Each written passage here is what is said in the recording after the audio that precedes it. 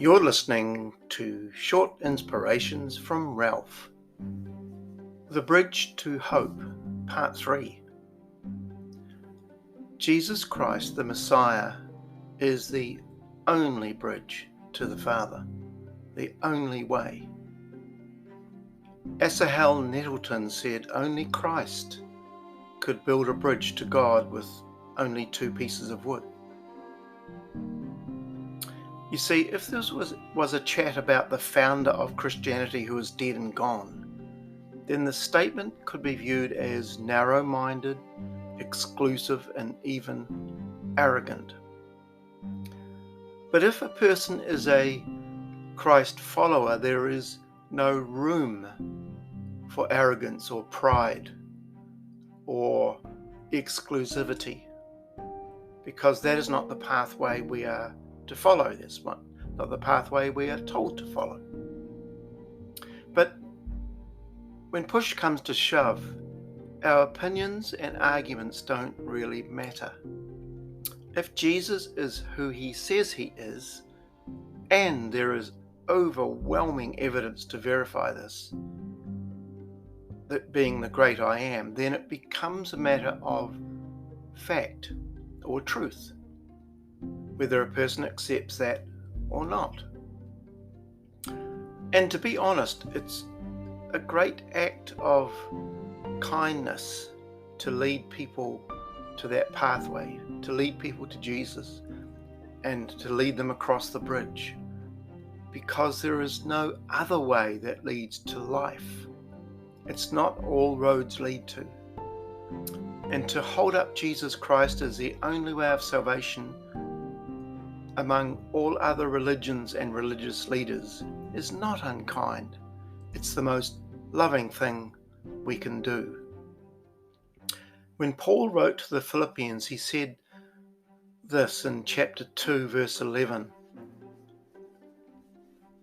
Every tongue will proclaim in every language Jesus Christ is Lord, bringing glory and honor to God his Father.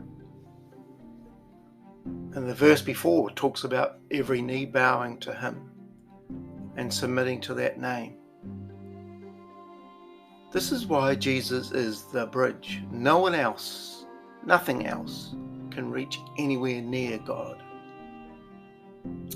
Quite a few years ago, we took a bunch of Royal Ranger leaders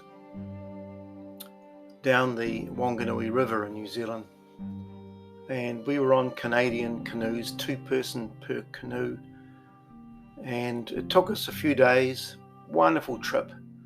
We had a few capsizes and scary moments in that river. But the one place we visited stayed in my mind. We stopped off and viewed a bridge in the middle of the bush called the Bridge to Nowhere. It's because it was built in 1935 to provide access to new farmland for pioneering farmers, people returning from wars and things like that. But it was unfeasible. If you look at the bridge, it's a perfectly strong bridge, but there's nowhere to go. There's nowhere to it either, really. I want to say that this world is full of bridges to nowhere. They are false bridges that seem to lead to hope, but they end up mucking up people on the inside. Hope deferred makes the heart sick, Solomon tells us. They're bridges that look flash and are wide and inviting and seem to offer the answer to a lot of our dilemmas.